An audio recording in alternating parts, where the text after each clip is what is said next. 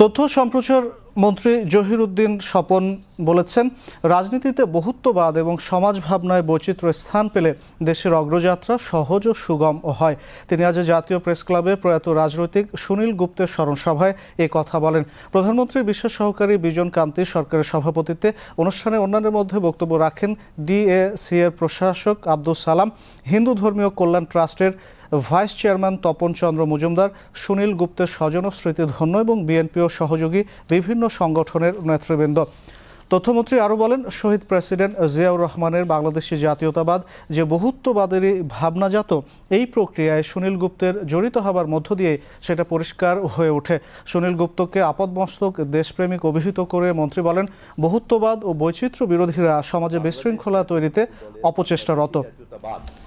এটা যে একটা বহুত্ববাদের প্রতিফলন, তার সুস্পষ্ট প্রমাণ হচ্ছে বাবু সুনীল কুমার গুপ্তদের মতো লোকজন শহীদ জিয়ার পাশে ছিলেন।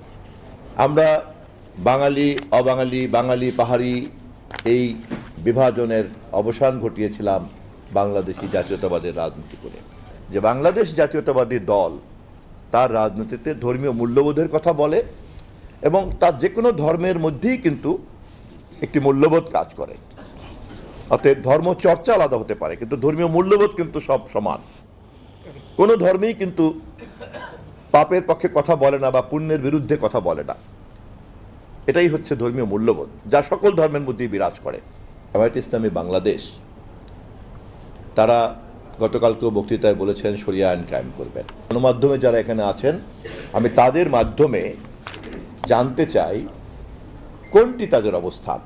তারা কি দেশের প্রচলিত সাংবিধানিক আইনকে মেনে শাসন ক্ষমতা পাওয়ার চেষ্টা করছেন, নাকি তারা শরিয়া আইন প্রতিষ্ঠা করার প্রতিশ্রুতি দিয়ে বা প্রতিজ্ঞা নিয়ে রাজনৈতিক সাংবিধানিক এবং সংসদীয় তৎপরতা চালাচ্ছেন। কিন্তু ধর্মচর্চা, আচার আচরণ, রীতি প্রথা, এই নর্মস, এগুলি হয়তো নানানভাবে আমরা করতে পারি।